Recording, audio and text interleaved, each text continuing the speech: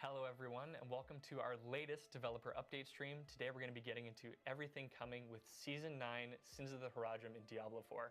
My name is Marcus Kretz. I'm a community manager here at Blizzard Entertainment. Adam Fletcher will not be in today, although I can assure you he is 14 feet to my left, crushing Celsius at an alarming rate. We got a great show for you today. We will be jumping into everything coming with Season 9.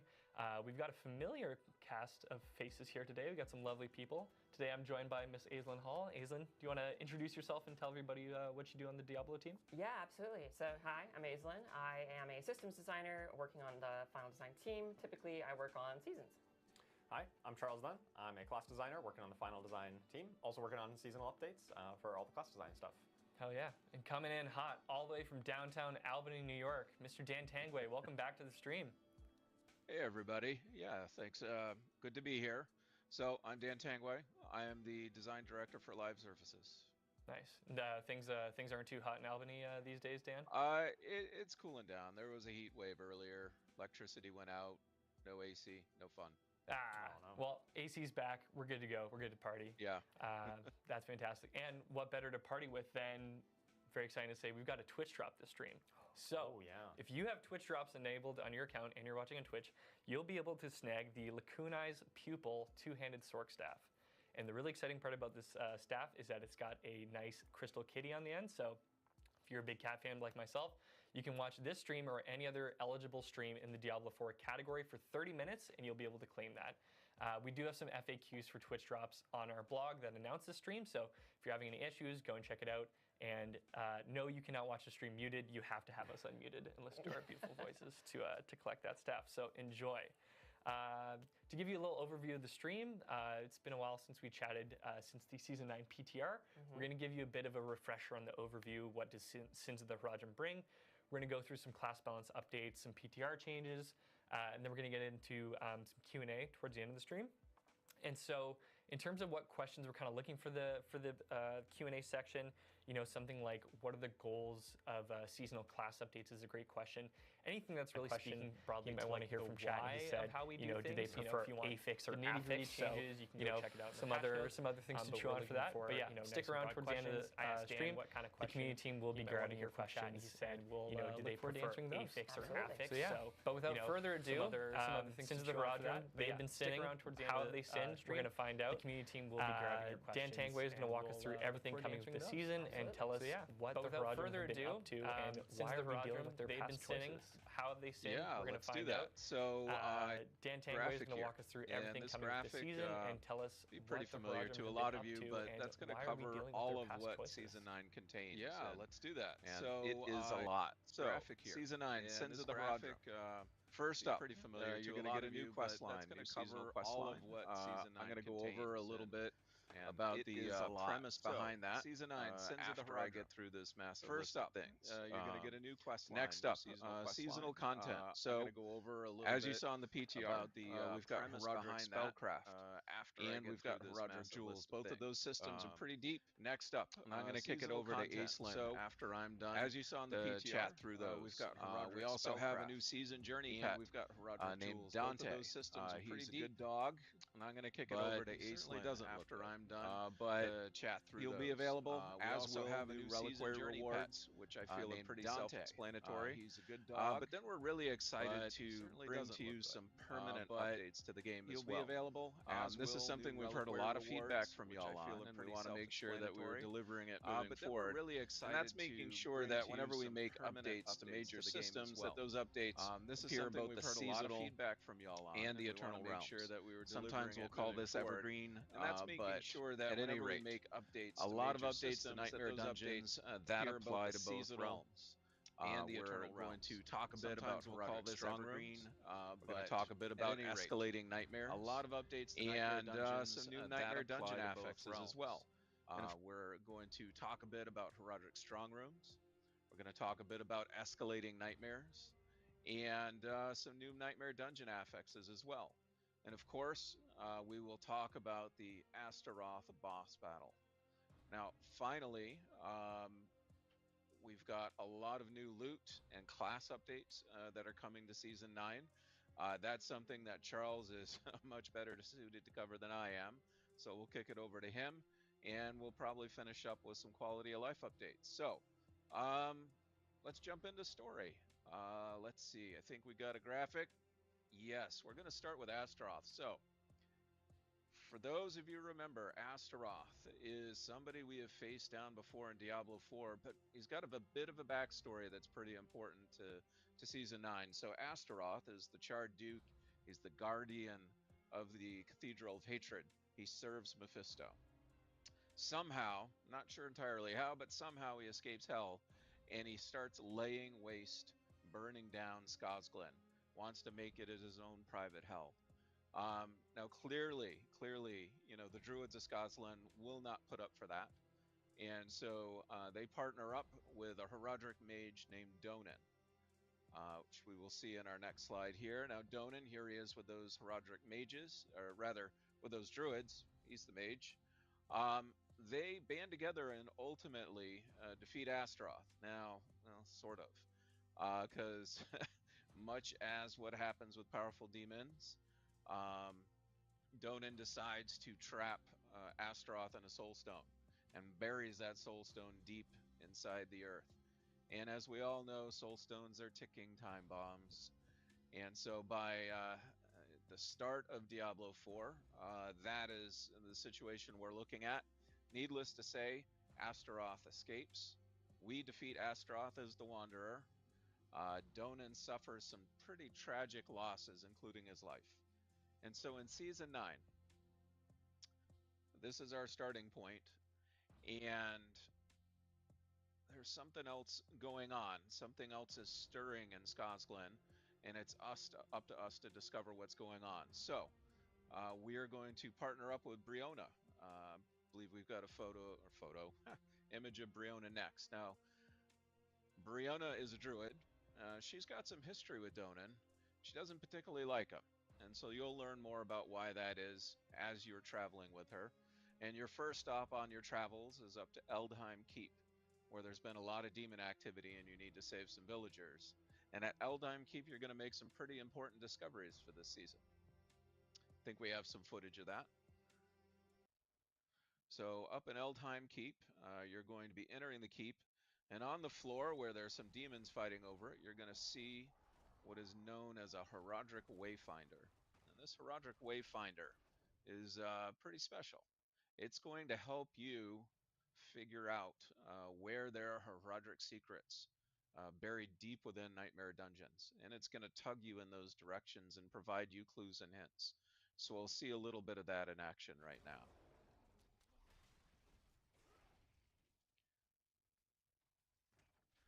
Now, as you get closer, a Horadrim totem is going to reveal itself, a gateway.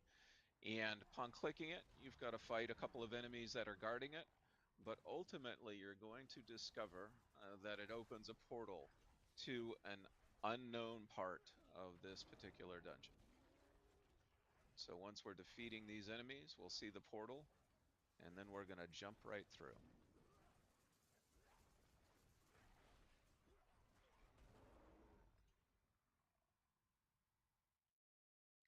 And so now we're inside what is known as a Horadrim strong room. Now, first up, you're going to learn a little bit of the Horadrim strong room mechanics. We've got a pillar here, and this pillar is going to help you gain more of what is known as attunement. And attunement is the score, essentially, for the strong room. And as you gather more, it's going to boost your rewards. But before you get into the actual strong room, you've got to choose what kind of test you want to take. And in fact, you can choose up to 3 tests. These tests are going to modify the strong room in some way, whether boosting attunement or giving you swiftness or varying up how the shrines behave in the strong room. So we're going to pick 3 here, and that will modify our run coming up. So we're going to jump in, and now we've got a timer in which to kill as many enemies as we can to prove our might to the Horadrim. And so you see we're playing around that pillar again. It flashed, which means we got the bonus. And now any of the enemies we kill at this point will give us additional attunement. And you notice on the side, the UI, we've got a great new UI here now. There are 6 levels of attunement that you can achieve. and each of those increases the amount of rewards that you get at the end. So obviously you're trying to not only kill as many enemies as possible, but maximize that attunement through clever use of those pillars we mentioned before, the shrines, the tests you selected at the beginning, and so forth. Now, at the end, you're going to fight a boss. In this case, we're fighting the Pyroclast. And that's just a final skill check before we spawned the Grand Horadrim cache. The Grand Horadrim cache has a lot of cool legendaries, and it also has a buff on it that will encourage you to finish the rest of that nightmare dungeon. But also importantly for our conversation, it's going to have something else. And that something else is an escalation sigil, which you'll see in your inventory here. Now, this escalation sigil is important because this is the other big gameplay system that we've introduced permanently for Season 9. So let's talk about the escalation sigil for a bit. Now, this is going to spawn a series of dungeons. And at the end of that series of dungeons will be a boss if you're in the Torment tiers. So let's talk a little bit about the affixes because we've done a lot of work on those. You see our starting affixes here. You get one positive and one negative. Now the positive one is Equipment Delve. This is going to give you better loot drops as you go through. Also got Hunters. Hunters is a new affix, probably a little refurbished. I forget what it was called before, but this increases the monster speed of traversal and of attack against you, so that's not going to be too fun. Now when you get to the end of that dungeon, because I believe in you, you guys can get to the end of that dungeon, in addition to Equipment Delve and Hunters, you're going to get Forgotten Wisdom and Waller Elites. Now Waller Elites we all know and probably hate. I don't like them that much. Forgotten Wisdom is actually going to spawn XP wells around the dungeons, so you get an extra boost of XP as you're going through the dungeon and complete your runs. So let's see the escalating nightmares in all their glory. So this is a new run here. This one actually, we've got Horadrim Bestiary, which is going to boost the amount of rep that you get for this particular run. And it's also got Khazra Hordes. Now Khazra Hordes is actually modifying the enemies in this case. There's a lot more Khazra. They've taken this up as their home, and they're a lot more powerful in this dungeon. And so you, of course, defeat the Khazra Abomination at the end. And note that we've spawned a portal. So you don't need to go back to town. You don't need to go into your inventory to continue to run. You can just continue it from right here. And when you click on it, you see what you're going to get next. So we're going to jump right in and load up the next dungeon here. And as we jump in, we're going to find, you know, if we were reading the thing before, that there's actually a guaranteed strong room in this dungeon. So that's pretty cool. And that's going to give us a chance to actually double dip on rewards. And so you're going to find a lot of interesting combinations to really make these escalation sigils as efficient as possible.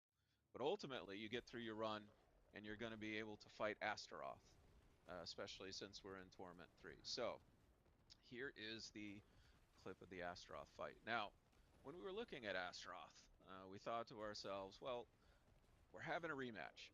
Obviously can't do the same fight, but since it is a rematch, we want to include elements of the previous fight. And so, you know, the fight starts with Astaroth astride his mount, and all of this part of the fight should be pretty familiar to you at this point. But then we want to start changing it up. And what better way to really create the feeling of a rematch is now that you get to fight Astaroth one-on-one. But, you know, even though the Amalgam is down, he's not out this time. And so the Amalgam is sitting in a pool regenerating, creating a hazard that you need to manage, while you also need to fight Astaroth. Of course, he can cheat and walk through the pool, but you can't. And so that's how the phases will escalate for Astaroth. And within the escalation sigil version of Astaroth, you even get new affixes and things like that that modify the fight even further. So we really tried to make this kind of a unique twist on a boss fight, something that you haven't seen before.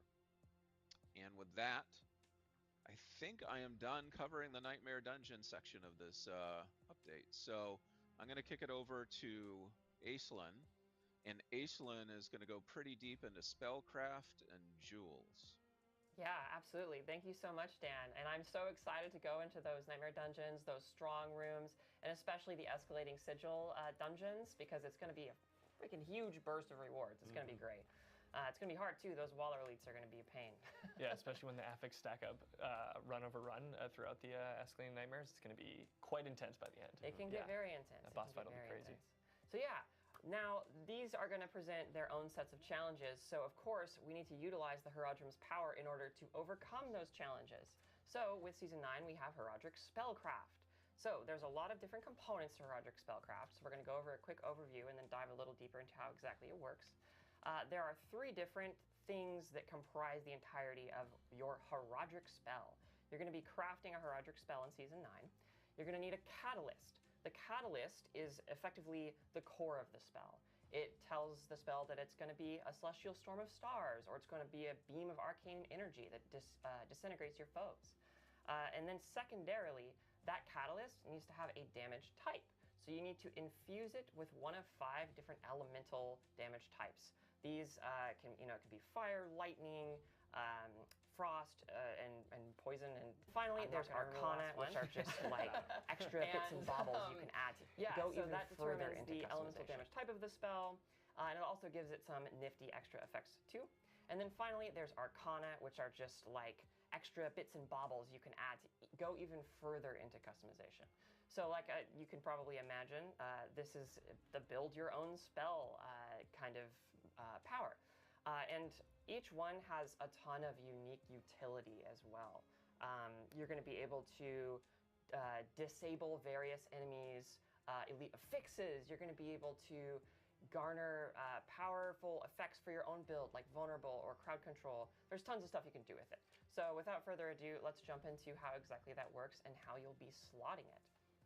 So on the left side here, we have Celestial Surge.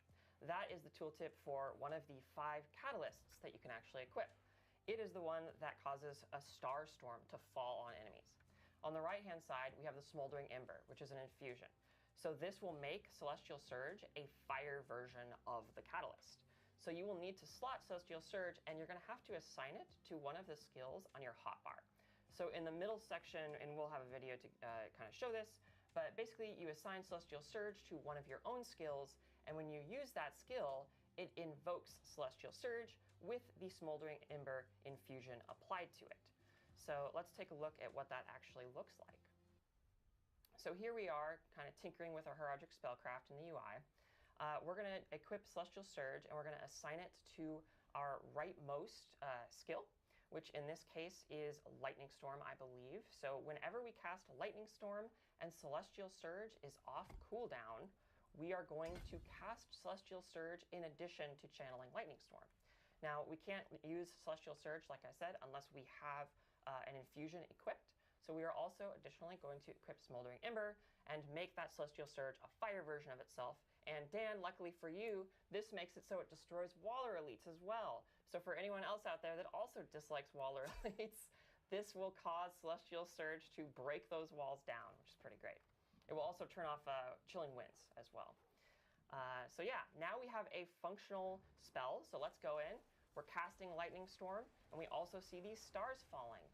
Not a very fun time for them, but a pretty great time for us. Everyone explodes, and we have a good day. Awesome. Now, there is a 3rd component to Horadric spells. It is called Arcana. So with Arcana, you don't need Arcana equipped for your Horadric Spellcraft to function, but it gives it a bunch of awesome extra effects. So we have 3 examples here. I'll go over them just really quickly.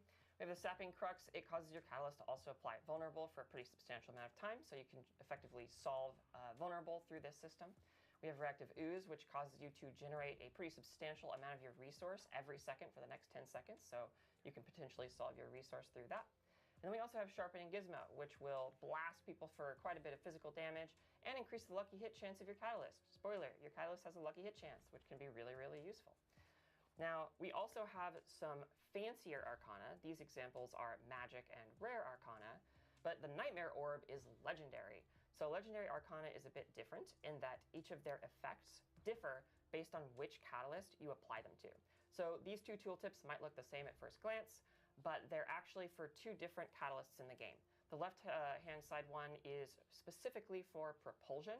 So it causes propulsion to additionally fear enemies, and while they're feared, they periodically explode, which we will also check out.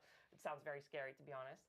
And then on the right-hand side one, we have the disintegrate version, which causes them to take way more damage while they're feared from the actual catalyst effect, which is pretty great. So let's take a look at what this looks like in action. So we have a Spiritborn here who has the Nightmare Orb equipped to propulsion. Boom, propulsion explodes everywhere. They are all freaking out. They're feared, and they're exploding even more. And to be honest, I would also probably be feared if I was constantly exploding. So that makes sense. And that is the quick and dirty overview of the Horadrim spellcraft system. There's a ton to experiment with in this system. Can't wait for you guys to dig into it. There's so many different combinatorics, so many different possibilities. So go wild, go crazy, try everything. It's a blast. Yeah, I really love how you can customize it, not only in like the effect of the spell, but also like how you use it, right? They do have cooldowns, but then you can assign it to any one of the skills on your hotbar.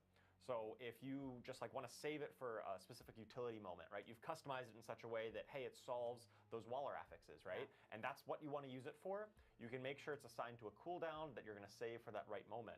Or if you're just trying to really optimize its damage output and its DPS, you just put it on your basic or core skill that you know it's going to come up very often. And you don't need to really think too hard about it. It's just going to trigger when it triggers. Yep. It's true. Like the crazy amount of combinations that come from the system. Like I know I said on the PTR stream, and I feel like the people who have played the PTR will be advantaged now because I feel like this is something that the patch notes just can't do justice. It's going to be very hard to read through that and get a good example of how you can theory craft and build craft through these. So it's really something you're going to need to jump into the game, get your hands on, and then really start to tinker with because there are so many possibilities. So if you have played the PTR and you know these systems, then you've already got that advantage of knowing how intricate these systems are. So. It's true. It's true. And there's not just that. You know, you thought that was enough Horadrim magic. There's more. Throw another layer on it. Why not? Yes, there's also Horadrim jewels. So Horadrim jewels are powerful gems that you can use to augment your Horadrim spellcraft and your character's build even further. So when you go into these strong rooms, once you're in torment difficulty, whenever you complete one, you're going to find a Horadrim tome. And this is knowledge that the Horadrim have stored away to craft these really powerful, unique Horadrim jewels. Once you find the tome and you use it, you can go to a crafting station and then with gem fragments and the seasonal currency, craft Horadrim jewels. They're crafted with Horadrim vials and gem fragments. It's not as many gem fragments as it was to craft occult gems, so it's not quite as a massive grind as it was before. And they're specifically socketed into amulets and rings. So you have 3 sockets that are specifically designated for this, which means that you can have up to 3 Horadrim jewels. And here we have an example of a Horadrim jewel. You know, it gives you some good stuff, core stat, max life, and you're going to be hunted in Sanctuary's darkest places. Well, that doesn't sound great. I don't think you need to worry about that, no. Yeah. No, shouldn't be anything. I'm sure that's just flavor text, right? That's all that is. Yeah. No, that makes sense. Cool. Anyways, yeah, so let's talk about the how you craft Horadrim jewels with a little short video to show us what that looks like. So we have the Horadrim lapidary here, which is where you're going to go to actually craft the jewels. We're going to navigate to the craft jewels section.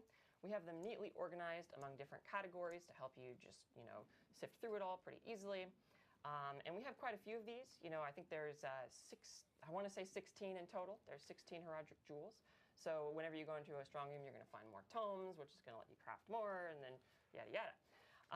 So here with our wonderful Stalvar, the Awakened Arbiter, we want to craft an idol from below. So we need 15,000 of 3 different gem fragments, and then 3,000 of the seasonal currency, and voila, we have our idol from below, which is fine because there's nothing wrong with this and nothing bad is going to happen from this gem at all, so it's no problem.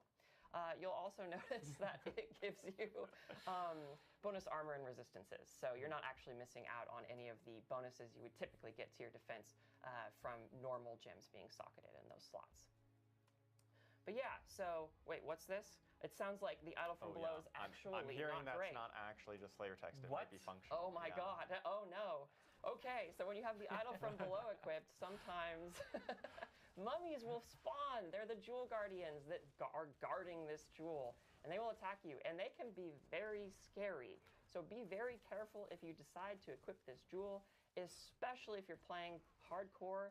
My goodness, please don't equip this jewel if you're playing hardcore or expect to die. Yeah, they don't just spawn when you're alone in an empty room. Sometimes you're in the midst of an already big pack or a boss fight even, and these guys will come out trying to get their jewel back from you. Yep, and it's pretty spooky. But you can do some very clever things with these guys. Sometimes it's actually really good to have extra bodies to be able to hit for like whatever skills or triggers you have, which is pretty neat. So yeah. Let's move on to our final section here for the overview, which is PTR learnings. So we learned so much from PTR. We can't talk about every single thing because it's a tremendous list. It is. But we do have some highlights we wanted to talk to you guys about. So first of all, going over Horadrim spellcraft. So we have made it so all of the deactivation effects that you get from infusions and various things 3 seconds longer. So when you do actually deactivate an enemy affix like Waller or Chilling Winds, etc., it's going to last 8 seconds, up from 5. This is because we want to make sure that it feels as punchy as possible. When you do get that deactivation, you have a good amount of time to take them out and counterattack them. Secondly, we want to talk about the change of Siphoning Gizmo to Sharpened Gizmo. So we found that Sharpened Gizmo was challenging for us in the sense that we want to maintain the competitive integrity of the game. That's really important for us. And Sharpened Gizmo was Siphoning Gizmo. Siphoning Gizmo was on the PTR. Yes, sorry. Was problematic in a variety of ways. Yes, it was problematic in a variety of ways.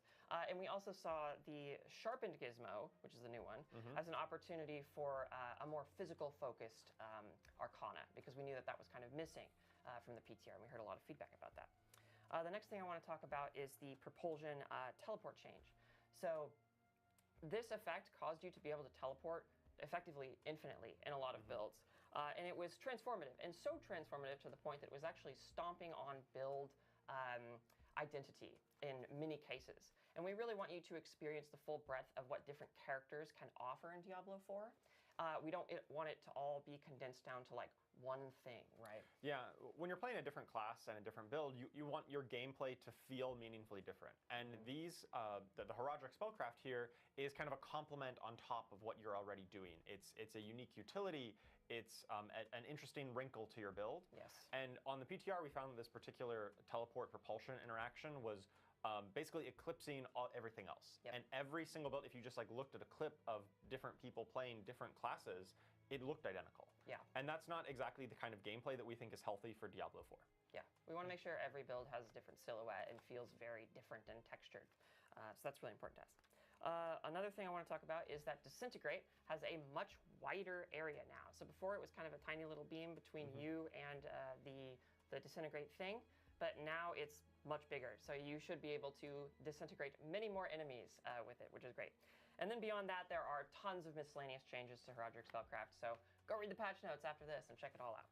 Yeah, if you've never read the patch notes before, and especially in the blog as well, anything you see that's colored in blue are all changes that have been made since the PTR. So we've gone through, read your tons and tons of feedback, and there is just a sea of blue throughout the patch notes and the blog.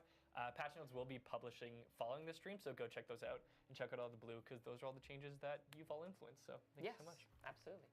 All right, so moving on to Horadrim jewels. So the first thing, we added an entirely new Horadrim jewel. It's called the Will Breaker. It speaks directly to physical damage. We heard that a lot of Season 9 is focused on elemental damage, which is amazing and awesome and wonderful. But we also wanted to give physical builds some love and some tools to play around with. So the Will Breaker does specifically that. So if you want to smash people with your hammer or blow people up with bones of the necromancer or whatever, that's for you.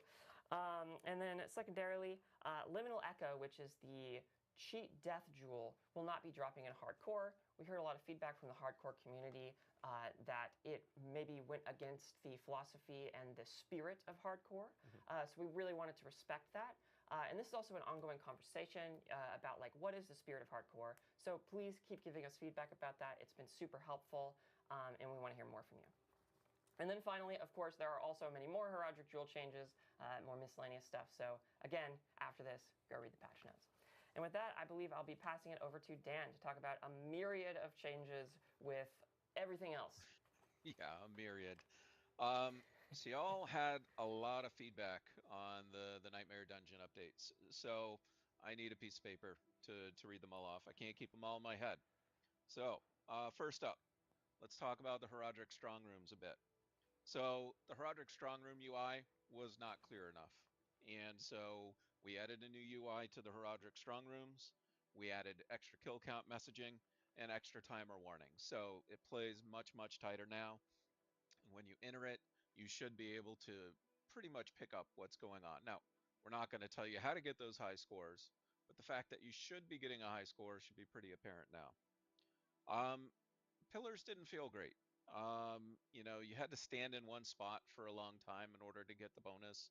So, you know, we've made the pillars faster to complete, made the radius a bit larger, and now all 4 pillars will also be available at the start. So you can better choose what your path through the Horadrim strong room is going to be.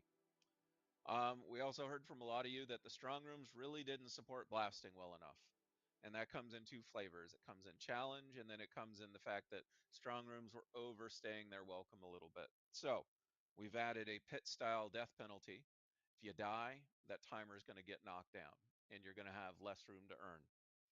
We've added additional ambushes as your attunement. We set the activity length to 100 seconds instead of 120 seconds. And also, if you should hit that max attunement, we're not going to force you to run out the timer. We're just going to spawn the boss right then and there. Now, a number of you also commented on Blood Bishop again. So we hear you. We built out a pool of bosses, mini bosses rather, that should spawn at the end of the strong room.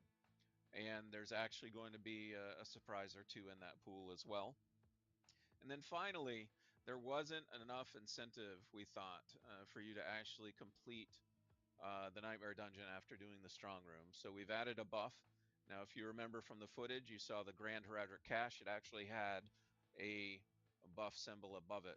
And so opening the cache will give you that buff, and you can carry that buff through the end of your Nightmare Dungeon run and get a bonus on the rewards that you'll get there. Now, let's talk about escalating nightmares a little bit. By far, the biggest amount of feedback was, feels pretty rewarding, but way, way, way too easy.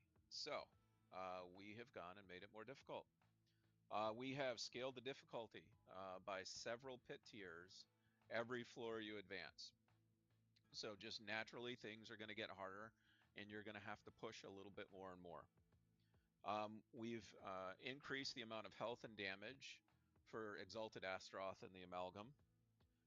We have made some of those existing negative affixes a bit meaner. We've also resurrected and tweaked some of the previous negative affixes that launched with the base game. And finally, I mean, really, we just did a whole audit on our negative affixes, but we created a bunch of new negative affixes as well, including some pretty fun ones, we think. So, yeah, let us know what you think, of course, about the difficulty of that moving forward in any of these, because again, these are permanent updates and we want to make sure that they, you know, really feel good. Other things real quick that we did. So we boosted the scalable rewards to match the increase in difficulty. So as things are getting more difficult, we still want to make sure that the rewards are keeping up, that we don't tip in the other direction. It was a little hard to notice the gizmo that's on the floor that allows you to jump to the next dungeon, so we just opened the portal automatically, which you saw in the footage. The escalating sigil didn't stand out enough, so it's got a beam now. It's got its own art, so that feels pretty good. And then finally, we had asked a question during the PTR. You know, do folks want to have to wait until Torment 1 in order to be able to do escalating nightmares? And we heard from you, and you said, no, we don't want to wait. And we agree. So we actually created a pre-Torment version of the escalating sigil. It's not as rewarding because you're not in Torment. And it won't feature the Astaroth boss fight at the end. The Astaroth boss fight, the Exalted version, has been tuned specifically for Torment. So we wanted to make sure that that was preserved. But still, you should get a good sense of escalation pre-Torment if you're lucky enough to encounter one of those as you're leveling up to 60. And that's it for the list here. Again, please keep giving us feedback. We love to hear from you, and we want to keep improving the game. So back over to you guys in Irvine. Fantastic. Thanks for walking us through that, Dan. And yeah, I mean, it's been, we had the PTR early in June, so it's been a while since we had it, but yeah, we received such a ton of great feedback. Oh, yeah. And yeah, Dan, like, it sounds awesome. Like, the strong rooms are punchier, the escalating nightmares are more nightmarish, and, you know, Dan made a great point too, like, those are going to be permanent additions to both, excuse me, eternal and seasonal realms. So we do really want your feedback on that because it is going to be an iterative and then permanent part of the game. So we do want to tweak it where possible and get those in there. Yeah, it's super important that we get the new Nightmare Dungeon stuff and the escalating nightmares really down well. Because we want it to be a repeatable thing that you're doing pretty consistently in your experience. So when you are doing that kind of stuff fairly consistently, it needs to feel like really punchy. It needs to feel really smooth. So it will be a very iterative process. We will be taking a look at more feedback coming in and probably making additional improvements to it over time. Yeah, absolutely. And Dan will be coming back for Q&A at the end of the stream. So we will be grabbing your questions then. And I did want to call out Mac Hayes from chat when Dan was going through the Horadrim Strong Rooms, said, blast me up, Dan. So love to see that. Love to see that in chat. Heck yeah. But yeah, in terms of more changes coming down the pipe, probably our biggest, most substantial part of the patch notes is always the balance changes that we have coming in. So Charles Dunn, take us to the promised land. What balance changes do you have for us? Yeah, I'd love to talk about all the class updates that we did for Season 9. And so my section, I'll be talking about some of the new stuff that came in that you may have seen on the PTR, but also talking about some of the adjustments we've made since the PTR. Some of the learnings, some of the feedback we've gotten, and how we've iterated since then. So at a high level, there's a few broader initiatives that we've done that really affect all classes in some ways. That we're doing here for Season 9. The first one you probably saw a lot on the PTR was a basic skill buff.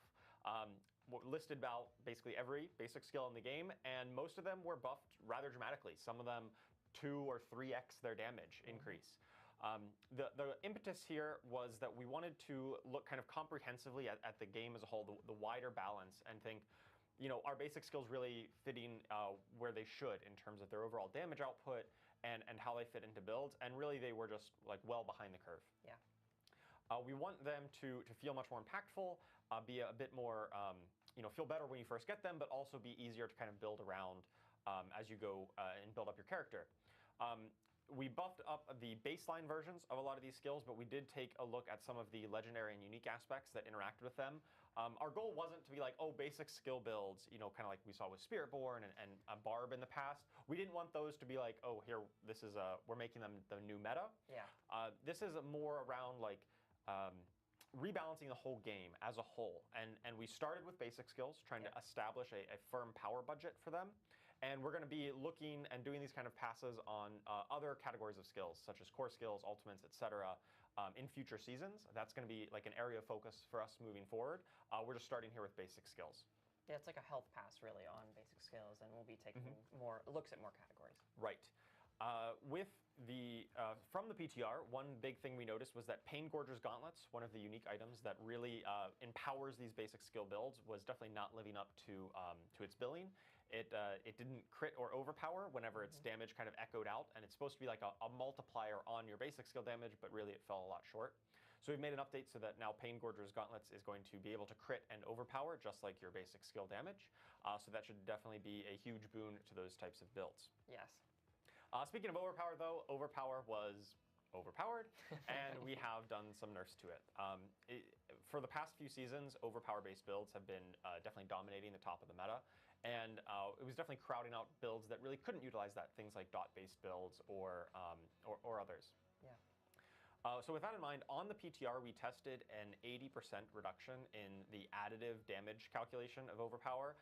Not to get too in the weeds here, but there's kind of like an additive amount of damage that's based on how much fortified life and maximum life you have built up. We've just removed that completely. We tried an 80% reduction in what it was, and we decided it's still too strong, it's still too complicated, and we just removed that portion. So now when you overpower, you're going to do up to 50% bonus damage, just like a critical strike, but that's kind of going to be the end of the calculation there. We still anticipate, you know, if you really want to, the biggest damage number hits are still going to be when you crit and overpower at the same time, but it's not going to be that, you must overpower or else nothing else matters. Right. It's just going to be in that same kind of bucket as critical strikes. Yeah, there's a certain point where something becomes so powerful that that occurs, where it's like, if you didn't do that, then nothing else matters. And that starts to kind of erode the whole game experience. Yes. And finally, we did a pass on all the key passives in the game. Much like the basic skill kind of audit that we did, we looked at all the key passives and really wanted to look at some of the ones that were like outliers. They caused some of our builds that were 10, 100x stronger than other builds. A lot of times that came down to key passives that were scaling or interacting in ways that gave you far more benefit than some other key passives on other classes.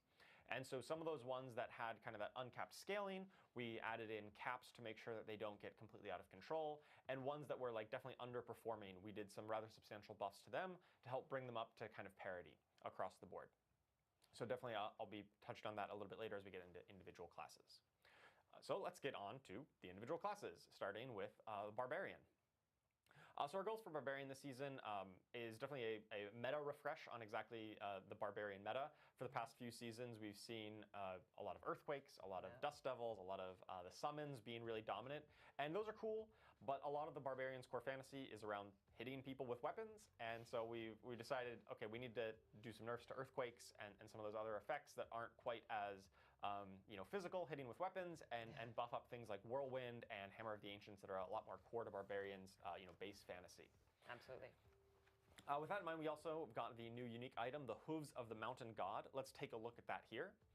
This is the new unique boots item that is going to allow your basic skills, which I just talked about, to cleave. So once you hit maximum fury, you're going to start rapidly draining that fury, and while you're in kind of this draining state, your basic skills are going to cleave and do massively increased damage.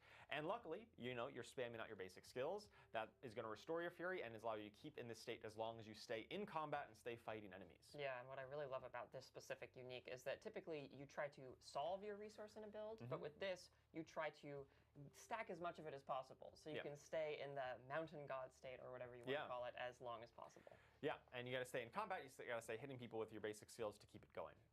It's really quite powerful, and I think it'll really enable some of those basic skill builds that we were talking about, especially with the updated Pain Gorgeous gauntlets. Yes. We've got a clip of this in action.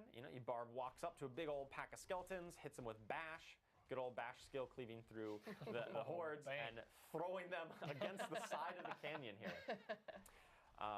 Yes, very good, a new unique to enable base skill builds. Not just bash, all of the basic skills will cleave with this, so, find out which one works best for you. Yeah, Frenzy. Can I hear any Frenzy enjoyers? Yeah, indeed. All right, let's move on to Druid here. So the Druid updates this season were mainly focused around Pulverize as a kind of a main skill that we wanted to look at. I'll get more into that as we talk about the Rotting Lightbringer in a moment, the new unique that talks with Pulverize. But ever since the PTR, we also realized that it was still underperforming baseline, so we've done some buffs to Pulverize just its raw damage output, as well as refactored some of the upgrades on it just to move around that to better work with the build with Rotting Lightbringer. But it wasn't just that. We also did a variety of other buffs on Druid. We know that Druid has historically, for the past handful of seasons, been probably the worst class in the game, certainly in terms of representation, how many people are playing it, how late into the end game, how strong they're getting. It's definitely fallen behind the pack. Yes. And so with that in mind, we've done buffs to a wide variety of the Druid builds. I can't just say any particular buff. It's a handful of legendaries and uniques and skills that got buffed up just to bring the whole class up a little bit. So let's take a look at that Rotting Lightbringer, that new unique.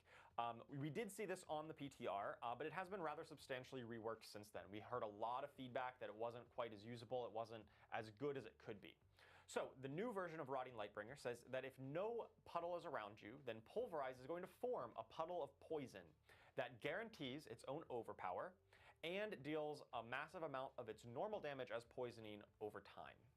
Yeah, this is really excellent because you can just go around and just make a bunch. Yes, it is no longer tied. It used to have like a 10-second cooldown, which felt really bad, where you would try to Pulverize and you're like, oh, the cooldown's not up, and then you move to the next pack and it doesn't work. It was very, it didn't work as well as you had hoped. Yeah. So with this new update, it should definitely work quite a bit better. And every time you do Pulverize, all of the puddles around you are going to splash some of their damage, because what's better than splashing poison all around? Let's take a look at this new version of Rotting Lightbringer in action. So you run up, you form a puddle, you move off to the side, you make a second puddle, you can form more than just 2, and every time that you pulverize, all of your existing puddles are going to do that little splash of AoE around them and pulse some more damage. Yeah, so when you're in a room with just a ton of monsters, or like a strong room, for example, you can just go around and make a bunch and have some fun in the sun. Or not the sun, because I guess you're in the dark dungeon. Yeah, it is a nightmare dungeon. And the poison comes with you. Yeah, oh, how nice. Wonderful. Okay, let's move on to the Necromancer here. The Necromancer, similar to Druid, had a variety of buffs, specifically to Golem builds, Bone builds, and Shadow builds. Some of these builds were definitely falling behind the rest of the pack on Necromancer and compared to other classes in the game. So we've done a handful of buffs to those builds since the PTR to bring them up and really help to make them a bit more competitive. 2 of the outliers on Necromancer from last season were Soul Rift and Blood Wave, 2 of their ultimate skills that just were, Soul Rift in particular just did way too much for any one skill. Obviously it dealt damage, but then it gave you a barrier, it gave you resource, it gave you damage increased all of your other damage output, refilled your potions, and feared enemies. So that's a lot of things for one skill to do. And we love ultimates doing a lot, but that was kind of one thing too many. Yeah. So on this season, we've removed the barrier generation from Soul Rift, and so if you want to get really tanky as a Necromancer, you're going to have to look for some alternate sources to make yourself a little tankier, alternate barrier sources as well. Yeah, we want to give you all the tools you need to solve your problems, but we don't want you to solve all your problems through one of your tools. Right. Yeah, Soul Rift was just doing a little bit too much for that, and that's why it was kind of so dominant, so popular. Blood Wave, another ultimate skill as well. That just did a ton of damage. Its damage output was exceptionally high. Yes. I think part of that was due to the overpower being so overpowered, and so some of the nerfs there would probably bring that down to size. So we expect Blood Wave to hopefully not be the absolute dominant way of playing Necromancer, and we hope that some of those other builds like Golem, Bone, and Shadow have a few other ways of playing. We've also got the new unique, the Hand of Nas. This is a pretty cool new way of playing the class, specifically Minion Necromancer. Let's take a look. So the Hand of Nas gives you more skeleton mages. So if you go all in on your mages, you sacrifice your warriors, you sacrifice your golems, you can now summon additional mages for each minion that you sacrificed. So you can have far more mages than before. Yes. And just like any good, RPG, your skeleton mages can get experience and level up. Yeah, so they attack 25 times, then they get to level up to a skeleton Archmage. And when they're in the Archmage form, they are harder to kill. They're going to teleport around to safety if they get attacked, and their attacks are going to occasionally shatter and deal bonus damage to the target and nearby enemies. We can take a look at this in action. You've got your big old backline of a ton of mages. You won't have your skeleton warriors, you won't have your golem if you really want to maximize your mages. So that really puts you, the Necromancer, as kind of being the front line for your army of minions. Kind of turns the traditional minion necro on its head a bit, whereas your minions are often the front line for you, and then you pump out the damage. In this kind of build, you're going to be the front lines trying to keep the enemies off your mages while they pump out the DPS from the back line. Yeah, really, this makes it so you have a college of mages, one could say. And mages aren't the greatest at tanking, so you got to figure that out yourself. All right, we've got the Rogue up next. So the Rogue, we did some updates to Death Trap and Shadow Clone in this season. So much like Necromancer, where they had a couple of ultimate skills that were really dominant in the meta, specifically Death Trap and Shadow Clone on the Rogue. Death Trap was kind of like Soul Rift in a lot of ways, where it did a little bit too much of everything, did pull in, did damage, other damage increases. And the big problem with that from a balance standpoint was that it was very easy to be able to just hold down the Death Trap button and spam cast it. Yeah. That was due to a number of effects interacting to give you cooldown reduction on it and reset its cooldown, including whenever you overpowered or killed an enemy with it. It would help tick off some of that cooldown reduction. We've removed that functionality, so it's a little bit harder to get to that full zero cooldown Death Trap. If you are still really building your character out, you'll still be able to get there. It'll just be a little bit harder of a journey, similar to the philosophy on Soul Rift. We want you to be able to solve these problems, but it was a little too easy to do it on Death Trap and really short-circuited the progression cycle of building up your character and feeling that growth and that strength. Shadow Clone was doing a ton of damage, much like a Blood Wave, and it kind of went a little bit against the fantasy of, you know, your Shadow Clone should be augmenting your strength, and it should be kind of mirroring your damage output. What in reality, based on what it was doing, was like you did a little bit of damage, and the Shadow Clone dealt a ton of damage. Yeah, it felt more like you were the Shadow Clone. Yes, it did feel like that. Shadow Clone mimics your effects, but it also changes some of the skill tags that it works with. So Shadow Clone is an ultimate skill. It is a cutthroat skill. So no matter what it's casting, that skill is an ultimate and cutthroat skill. It basically allowed it to access some extra multipliers, some extra bonuses. Baseline, there is a kind of damage penalty on the Shadow Clone, and we've kind of increased that so it doesn't deal quite as much percentage damage, but is still a good modifier to your damage output. And we've also added some damage reduction component to it. So the Shadow Clone kind of takes some of the hits for you, right? Takes you know, some of your damage and gives you that damage reduction instead. We talked about key passive earlier. Victimize is a key passive on Rogue that we have reworked. It was one of those ones that was either like super weak or super strong, depending on the precise tuning. And it really was struggled to get that into to balance it well against other options. Right. And so we've done a rework here where it's damaging vulnerable enemies is going to cause them to do a burst of damage, but then you also deal multiplicative increased damage to those targets after you burst, you trigger that victimize effect on them. And we think this will get it to a much healthier state where it's like more consistently useful rather than all or nothing. And the new unique for Rogue this season is the Death Mask of Nirmatruk. And this one works with your flurry builds. Let's take a look here. So the Death Mask, you can now overexert yourself while casting flurry. And what does that mean? That is a new term to Diablo IV. It means that if you don't have enough energy, you're going to spend life instead to cast your flurry. And when you do spend life to cast flurry, it's going to increase its damage and your attack speed rather substantially for a period of time. So you do get to go real fast, attack real quick, but be warned, the faster you attack without any energy, the more life you're spending, the closer to death you're going to get. It's called a Death Mask for a reason. Right, we've got a clip of this in action. So you are running through, you are dashing to enemies around, and casting flurry super fast, even when you are out of energy, and now your life total is going to start draining the more flurries you cast. I never get tired of this clip. It's perfect. It's so ludicrous. It is a great clip. You know, really embodies that like fast, stabby, frantic style that rogues are known for. Yeah. And definitely, I love how this like turns your build crafting options on its head. Typically, you want to get, oh, give me tons of resource generation. But you don't necessarily want that here, right? You want to be on low resource so that you can trigger the spending life. Because this effect basically does nothing if you're not spending life. And for all those hardcore players out there, be very warned that this one, it won't actually kill you, but it can bring you down to about 8% life, at which point pretty much anything else will kill you. It will certainly help you die, that's for sure. Aislinn, you were talking about running this on hardcore for next season, right? I was. I might be a little crazy. All right, let's move on to the Sorceress. So the Sorceress, we've got updates here to Lightning Spear was one of the big ones. Lightning Spear had been kind of dominating the Sorceress meta for quite a while.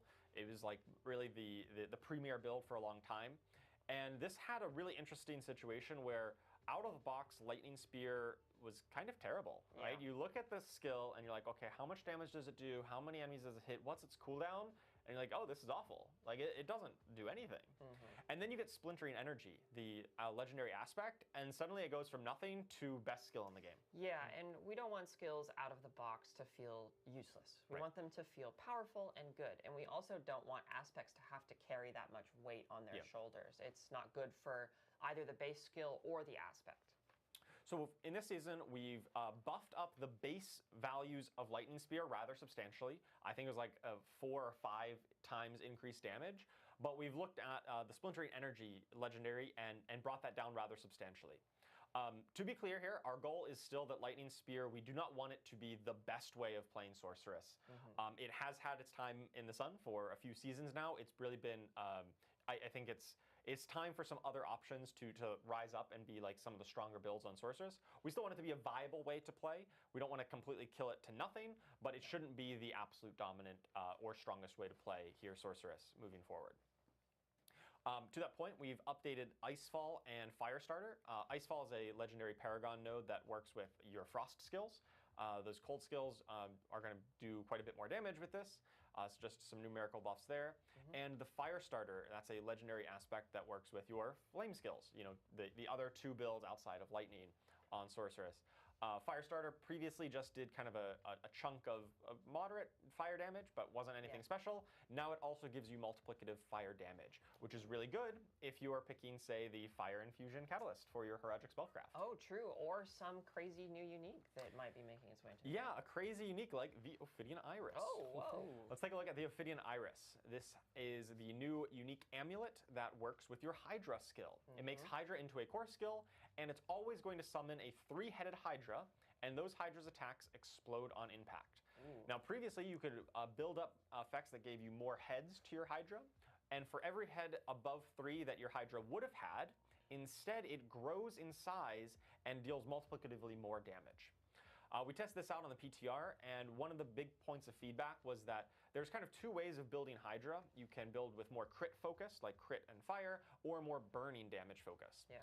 And previously, the affixes on the Ophidian Iris really tried to force you into the critical strike version of the build. And we've updated them here, so we removed that critical strike chance and added attack speed, which is good for both, and changed the ranks of the passive over to Primordial Binding, which is once again good for both, rather than giving you the critical strike pyromancy effect. Just being a bit more generic and allow you to play it whichever way you like and kind of equally support it. Let's take a look at this clip of the before and after in this terms of size. So on the left, you got your little piddly normal-sized Hydra. If you build up a whole bunch of bonus Hydra heads, you get the big boy Hydras on the right, whose attacks explode on impact. Obviously, they deal a ton more damage. They kill the enemies much faster. And it just looks a lot bigger and a lot more visually impressive. They are absolute units. They really are. You get to become a Hydra parent. And also, honestly, I've never felt bad for a Cosa test dummy before, but I feel kind of bad for this guy. Yeah.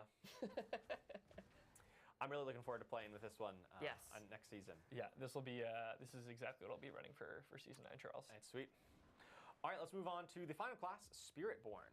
So for Spiritborn this season, we've looked at updating the Razor Wings build. That's a build that has had some support but never really quite got there. We've made some adjustments to some of the legendaries and that affect that build to really help bring it up and make it a bit more robustly supported. I want to talk a little bit about the Hunter. That's the Jaguar ultimate skill. We tested a change on the PTR where we, so currently on Season 8, and ever since it's launched, it had this mechanic where if you kill an enemy while the Hunter is active, it has a chance to reset its cooldown completely. So if you get lucky and you get a lot of kills, you can kind of spam cast Hunter until you, until you miss, basically. Right. We tested out a change on the PTR where instead of doing that, it would just give a more consistent amount of cooldown reduction. And this was, we heard loud and clear that that is not fun. It was really not what you wanted. Players really liked that kind of feast or famine version of Hunter, where it had that gameplay texture of constantly resetting and that mini game of making sure you maximize the number of kills for the short duration that it's active. Yeah, it had really it evolved into like a core part of the spirit of the Jaguar, and we don't want to have to take that away. Right. So this is one of the great things about testing these types of changes on PTR is that we're allowed to make these bit like more dramatic changes, and then if they don't work out, we'll revert them. And so in this case, we decided to revert those changes back to what it was before. Now, for context, the reason we tried to do that change in the first place was that the Hunter was by far the most popular ultimate skill on Spiritborn. I think something like 90+% of Spiritborn players were using the Hunter. And that's not really healthy for build diversity. And we thought, okay, if we adjust its cooldown mechanic, that will be what we need to change. So instead, we looked at some numerical adjustments to it, so it doesn't have quite as many bonuses whenever it does function, but it still functions the same as before. Yeah.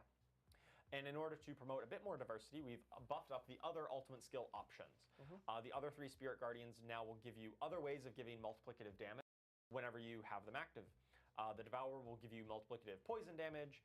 The Gorilla ultimate, the Protector, will give you bonus damage while you stand in his area that he's pounding down on, gives you that area of power. And the Seeker, the Eagle ultimate, will give you guaranteed critical strikes while it's active. Awesome. And finally, we've got the new unique item, a Balazan's Max Latel. We've got, I've been working on that pronunciation. Nice. So good. Been working on that one. Nailed it. All right, so Balazan's Max Latel, we've got, let's take a look at that. This is the new Pants unique. It triggers when you attack enemies who are close, it'll trigger your Thorns damage as poisoning damage. So it's like poison and Thorns combination here. And every time that you've retaliated with Thorns, so you've gotten hit recently, then that poisoning damage is going to increase. I really love this unique because it speaks to the spirit of Thorns, which is like, I must be hit, and then I retaliate. Right.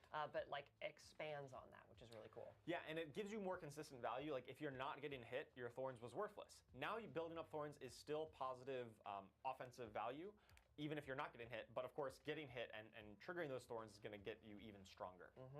On the PTR, this was definitely very powerful. Very powerful. Very, very strong. We did adjust its numbers down quite substantially. The percentage of Thorns converted has been reduced. We still expect this to be a very powerful build, but it's gotten brought down a notch or two because it was by far the most powerful build that we saw on the PTR. Yeah. All right, we've got a clip of this in action here. Right, so you're standing in the middle, you're getting hit, you're clicking your defensive skills so that you can survive, and then once you get hit and stack that up, you can go around and apply bonus poisoning Thorns damage to all of the enemies around you. Those idiots. Why are they even hitting you? I don't know. All right, and so that covers all of the class updates. Once again, make sure you check out the patch notes after the live stream here. Check out the blog. It's got all of the details. I kind of glossed over some of them because there's so many details to go into. That's a lot. Go and check those out for all of the very specific changes that we're making come Season 9. And can't wait for you to see, to try out all of these new effects. Woo! Thank you for that, Charles. Take a bow. Yeah, the patch notes are absolutely massive this season. They won't be hitting in all languages following the stream. We're looking to have those published just prior to the start of the season on July 1st. So some languages will be available, but expect most of them towards the start of the season because the patch notes are absolutely massive. So like Charles said, dive into them, get those changes, and Charles, can we get that Spiritborn unique name one more time? Balazan's Max Latel. Balazan's Max Latel. Heard it here first. The man's a pro. The man's a pro. So as we've gone through the stream, we've got all these great components from Season 9 coming through. We've got the Project Strong Rooms, we've got Escalating Nightmares, we have all these excellent balance changes and class updates coming in. So it feels like we've got this nice cake, and we just need a little bit of frosting and some sprinkles just to finish it off. So I know, Aislinn, you've got some nice little tidbits to get into towards the end in terms of system updates. So what can we look forward to in Season 9? Yeah, so not only have we done all these awesome, specific Season 9 things, we've also done our best to improve the game eternally or in an evergreen fashion or permanently, however you want to say it. So yeah, a big thing that we learned from Season 8 is that we really like it when we feel like we have different ways we can play the season. So in Season 8 specifically, you went into the apparition incursions, and it sometimes ended up feeling while you were leveling like you had to do it a bit more than you actually wanted to. Like you'd rather go do some other things. And so the way we want to change that in Season 9 and going forward forever is elites and bosses are now going to grant seasonal reputation regardless of what the season is. It doesn't matter what the season theme is. You can always make progress towards reputation by killing those strong enemies. So that should make it so it doesn't matter if you're going to the seasonal activity, you're still going to make progress. The seasonal activity or whatever exists in a season will still be a really fantastic source of that specific seasonal power and rep and currency and what have you. But we want you to feel like you can just take some detours and explore the game at your own pace and in your own way, and the season still recognizes that. And similarly, we had Lair Hordes grant seasonal currency in Season 8 specifically because it was the season of bosses, but we decided to just keep that going forward because basically all roads lead to lair bosses now. Like you're going to find lair keys by doing a variety of activities. And so it felt like a very ubiquitous place for us to imbue seasonal currency into the game as well. And this isn't to say, this isn't an exhaustive list, right? Oh, I got to wave over here. This isn't an exhaustive list. You are still going to be earning extra seasonal reputation and seasonal currency from doing seasonal specific stuff too. So it should just be a much larger pool of ways to play. But yeah, so with that said, let's jump into some of the permanent details or permanent changes and details of the Nightmare Dungeon and Escalation Nightmare systems. So Dan already went over this quite a bit, but I wanted to just talk a little bit more about the why and the how of this all. So we added a bunch of new affixes, positive affixes, to Nightmare Dungeons. And the reason why we wanted to do this is because we wanted to make sure that when you're sifting through your different Nightmare Dungeons, it feels like you have different options for how you can make progress for your economy. So you'll notice that these blue affixes, like the Horadrim Materials Reserve, Gem Reserve, Gold Reserve, they're pretty self-explanatory.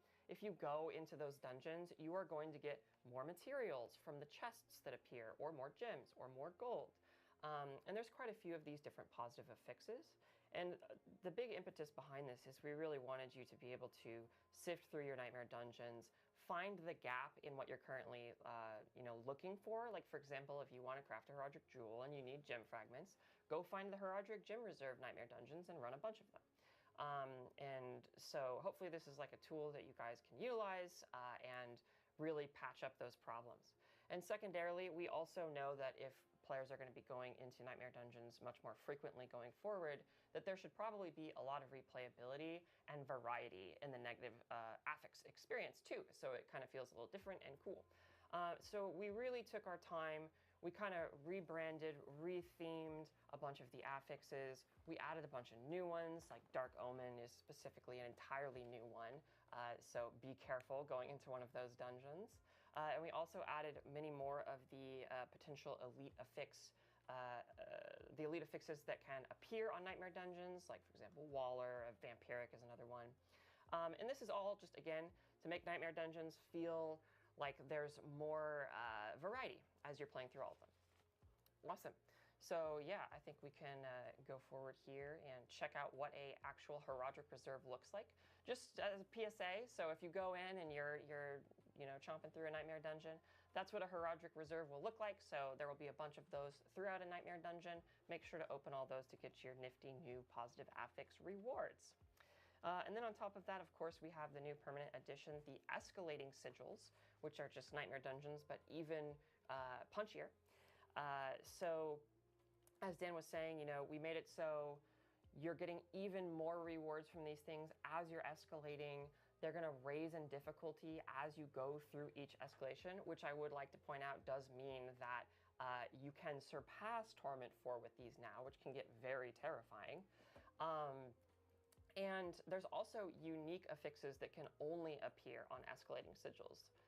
And here we have the actual Astaroth affix, or rather the Astaroth list of affixes that we're going to be dealing with when we fight Astaroth. So Dan kind of alluded to this, but we can see that one of the negative affixes here is Meteor Storm. That's an Astaroth-specific affix, and that actually changes the way the Astaroth fight works. And there are quite a few of these. So every time you go in and fight Astaroth, it's going to feel a little different. There's going to be different challenges you have to face. And there's also going to be a lot of really fantastic rewards that he drops too. Like, for example, the Riches of Keys gives you, I think, like Infernal Compasses and Undercity Tributes. And Lord Zier's Offering gives you quite a few keys to go and fight Lord Zier. And, it's all modular, it's all randomized, and it's a lot. It's a lot of rewards, which is great. But it's a lot harder too, which is also fun. But yeah, so that's the overall on these Nightmare Dungeon and Escalating Sigil things. And I just want to say, as one last thing, like I mentioned before, this is something that we want to continuously improve upon because it is such a major new thing. And like, we knew that Nightmare Dungeons needed some love, and we're really happy we got the opportunity to do that here. And we want to continue to foster and cultivate the system going forward. So please, any more feedback you have, shoot it our way. All right, and with all that said, let's move on to some more general quality of life updates to the game as a whole. So first of all, here we have the legendary item drop updates. So typically in Diablo IV, what we've done is when you go up in Torment tiers, you find more items, but we've decided to make it so you also find a higher quality of items when you go up in Torment tiers as well. This means that as you go from Torment 1 to 2 to 3 to 4, you are going to find more ancestral items and thus also more greater affixes.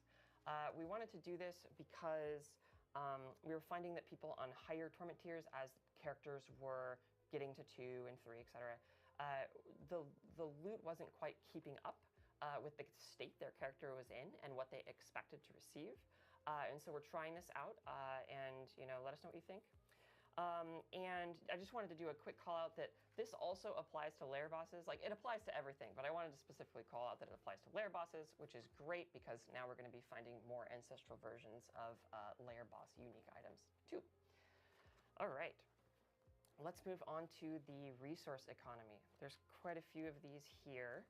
So first of all, we saw that people were not finding as many legendary runes as they would like. It felt too sluggish to get through that journey. So we've kind of done quite a few changes to that overall. Now the Tribute of Harmony, which is specifically the tribute that grants quite a few runes, will grant even more and a higher quality of runes. All Undercity tributes, not just the Tribute of Harmony, will also grant runes. So if you're finding yourself light on runes, going to Undercity is typically a really good place. And then finally, we also increased the quality chance, the chance for legendary runes to drop from fighting lair bosses and their lair boss horde too. So just kind of all throughout the game, that's just a bit better.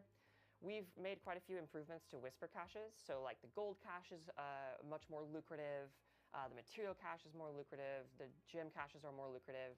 A lot of ancillary stuff just feels better and are better choices than they used to be. We want to make sure that when you're actually looking at the potential whisper caches, that each of them feels like it would actually make a difference.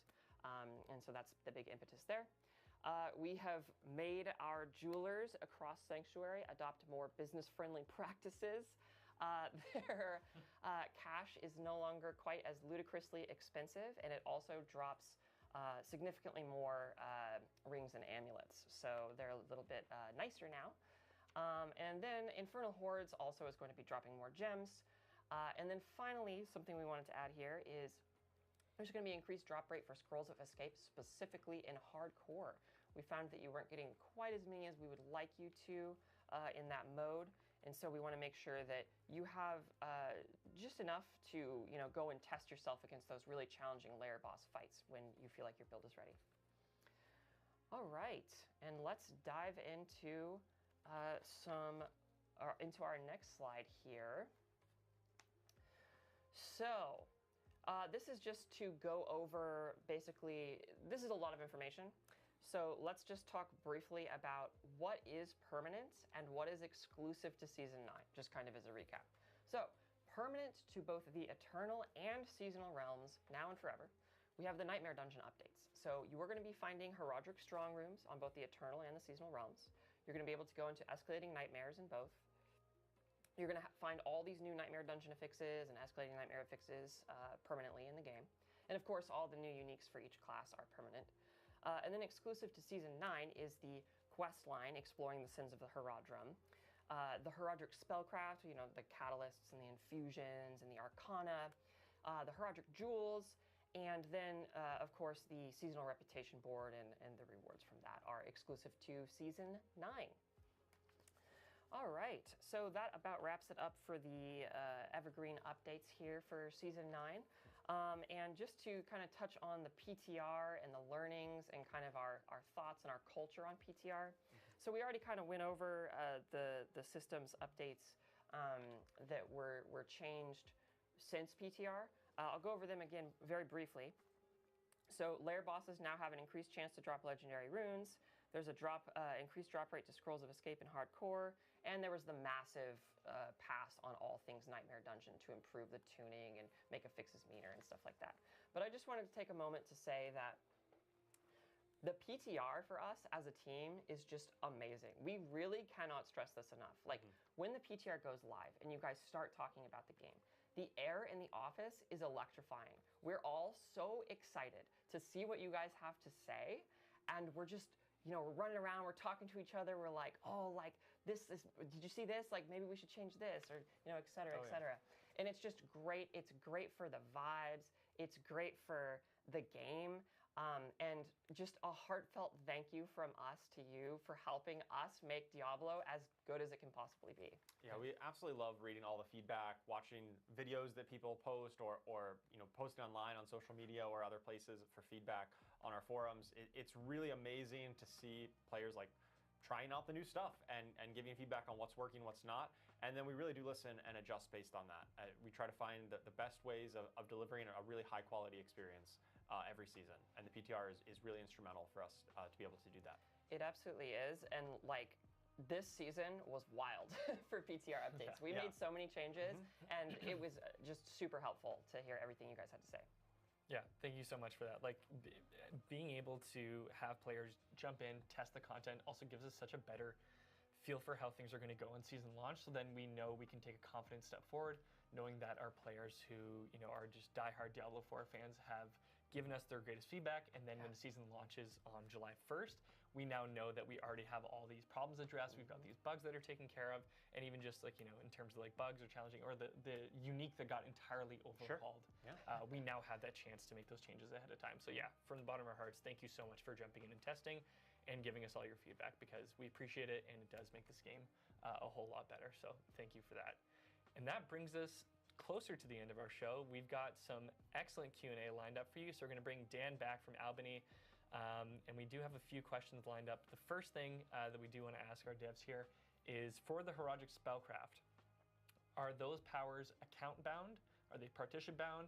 Or do you need to level them up specifically for each alt? Yeah, so they're going to be partition bound. So on, for example, seasonal softcore, if you make a new character, you'll have all your progress from your previous seasonal softcore character. So it's partition bound. If you make a new seasonal hardcore character, you would have to find the new Horadrim spellcraft, but then any future seasonal hardcore character you make would have access to that same progression. Awesome. Nice. Okay, we've got our first question coming in from the Sanctuary Discord.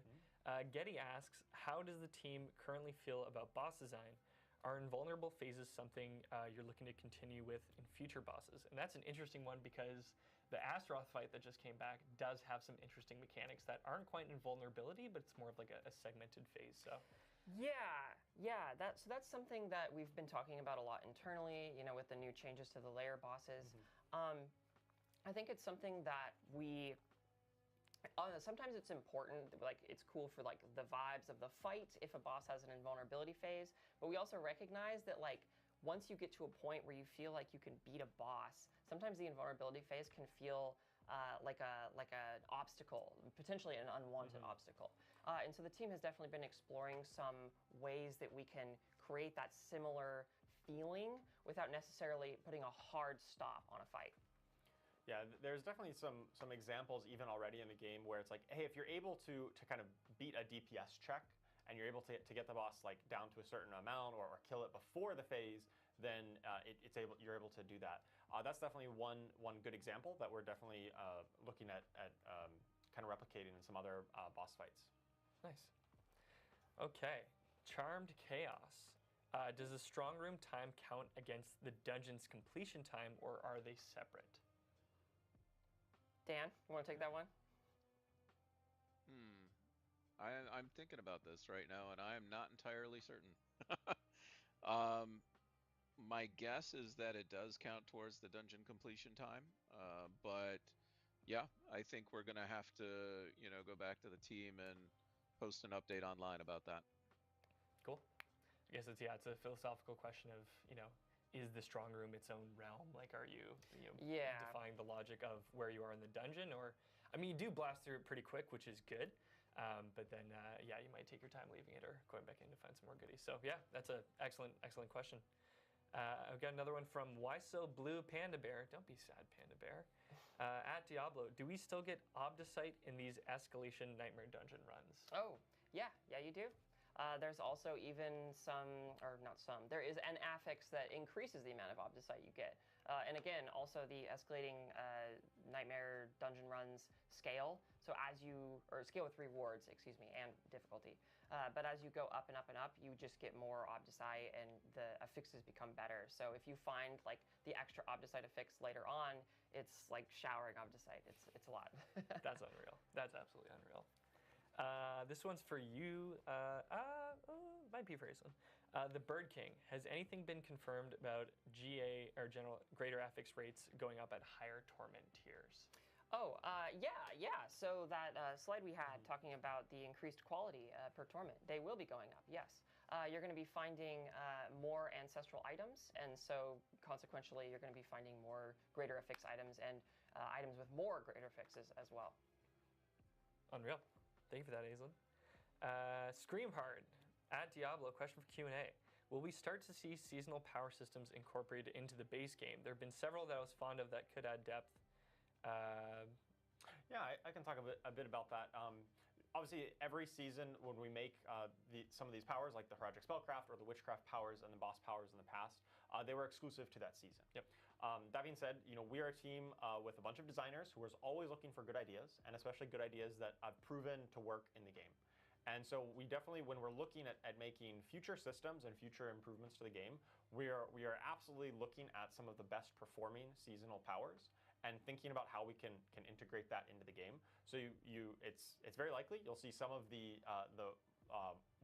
better received and more popular seasonal powers potentially return in the future. But for the time being, they do still exist just in their season. But they are absolutely still on our radar to bring back in other forms and other ways for future content. Mm-hmm. Yeah. Yeah, and I do love, even for the season overall, instead of, having seasonal powers that we have and then look at the favorite ones, such a massive part of the mechanics of this season are just already going to be permanent and in eternal and seasonal realms, which is so nice. So it's true. Yeah, really just those power systems are really the seasonal parts. And a lot of our focus on seasonal development is plussing up base aspects of the game, like the Nightmare Dungeon system as a whole. We're looking at making sure that part of the game is improved and is evergreen. And then a lot of the powers are things that are exclusive for the season, but we are still looking out for good designs and ways of bringing back the popular ones for the future. Hell yeah, absolutely, Charles. Mippy at Diablo, are the escalating nightmare sigils craftable or only droppable? Important question for leveling. I think I might send that one to you, Dan. Yeah, that's another one I'm not sure about, unfortunately. So I believe they should only be able to drop from the Horadrim strong rooms. That's where you'll be finding escalation sigils. Right. And I think I just to the point, if you want to try to be farming them, you can craft nightmare sigils, trying to find ones that have the Horadrim strong room guaranteed on there. Right. And then run the ones with the strong room. So it's a little bit, you can't maybe craft them directly, but you can craft ways of farming them. You can definitely go out of your way to find Horadrim strong rooms, which then brings you to escalation nightmares. Yeah, and if you're looking for those pre-torment nightmare escalation sigils, you're going to be getting that from the seasonal reputation track. So before you are pre-torment, if you want to play those and get used to them before you actually get to face off against Astaroth in post-torment levels, you will be getting that from the seasonal reputation track. So look out for those. The Creether, cool name. Ooh. How do you come up with the names for your uniques? Some of them are really interesting, and some are hard to pronounce. That's true. Are the names coming from lore, or just, did you find something cool that ended up fitting with the names? A lot of times they come from a lore. A lot of our uniques are handled by our wonderful narrative designers and quest designers who really have a firm grip on the lore and the world building of Sanctuary and all of the characters and factions within there. And so a lot of them do come from that. Some of them are a bit, maybe a bit more generic. I'd say ones that maybe don't tie to a specific person, but a lot of them do, and that's handled by our wonderful narrative and quest designers. Mm-hmm. I love that. Yeah, like Death Mask of near my truck. Near my truck. Yeah. Chat was picking up also on the phonetic of "it's near my truck." That is how we've been saying that a lot. Yes, leading up to this stream. Awesome. Okay. Draketh90. Will you consider allowing other boss fights to be customized with affixes like Astaroth? Sounds like a cool way to keep layered bosses dynamic and fresh. Oh, yeah. Yeah, we're really excited about the system with Astaroth where he's going to feel different each time you fight him. So that's definitely something that, we are always looking to imbue more replayability into the game because Diablo is just, lives and dies by how much fun it is to go and do stuff over and over. And so that's definitely something that we can take a look at in the future, and different mechanics to ensure that fighting layer bosses or fighting other bosses in the game feel exciting and different each time you go in and fight them. And Astaroth is a great example of that, and we're excited for you to try it out. Unreal. And our last question comes from either Jajapur or Yayapur, or Hahapur, depending on the pronunciation. This one's for you, Charles, and it's less of a question, more of a request, I think. Okay. When can we expect more skill-changing uniques like the new Necro one? Give us one for multiple golems with a little smiley face. Oh, interesting. Yeah, I mean, so obviously every season we are making a new unique for every class, and we really try to focus on giving brand new ways of playing or ways to kind of revitalize existing builds. Like obviously golem builds exist, so it is absolutely valid that we could potentially see one in the future that allows you to have additional golems. I can't specifically promise that just yet, but we're working on making brand new cool stuff every season. Awesome. Sweet. Well, that takes us to the end of the Q&A. Thank you all for your incredible questions, and thank you to the community team for sourcing those. We really appreciate all the things that you want to know about the game. So yeah, and that brings us to the end of the stream. Keep in mind, we do have patch notes dropping following the stream, so check those out for any changes. And we did have the season overview blog launch this past Tuesday. So for all the needs, all the things you want to know, you'll find it there. But also, hopefully you've claimed your sorcerer staff already. But if you want more Twitch drops, oh, actually, you know what? Before that, we sort of addressed this on the stream. Dan touched on it, but for season 9, the pet that you'll be able to earn from the season journey. Yes. Claim Iris if you haven't already, but this is Dante. So if all the keen-eyed viewers, you've probably seen Dante running around begging for treats. This is what he'll do when you hit the pet emote. So here's Dante. He is a good boy, even though he does look pretty menacing. He'll definitely keep people off your lawn, that's for sure. But yeah, finishing chapter 6 of the season journey will earn you Dante. And remember, you don't have to complete all of the tasks in chapter 6. You just need to complete enough to hit the reward level. So yeah, be sure to go in and claim him. And if you haven't already, be sure to claim Iris for season 8 Blyle's Return already. Here's our season overview. Take a screenshot of this. This is hosted in our blog. This gives you all the details you need for season 9 Sins of the Horadrim. Gives you a great overview look at that. So you can definitely check those out. And if you enjoyed the Twitch drops on this stream, launching with our season on July 1st all the way through July 19th, you can watch at least 3 hours of any eligible Diablo IV content creator, and you can grab the Glensoul Arbalest crossbow for the Rogue. And if you want some more details on that, we've got a Twitch drops blog publishing after the show. But yeah, 3 hours with any eligible channel in the Diablo IV directory, and you'll be able to grab that sweet, sweet crossbow skin. Yeah, so yeah, cool. Buckle up for that. And then we do have a very special delivery because also with July 1st is Charles Dunn's birthday. Oh, yeah. So happy birthday to Charles Dunn. With the season start, we've got a very special cake presenter. Yes, my birthday is July 1st, so we're launching a whole Diablo season just for my birthday. Yes, so it's all for Charles Dunn.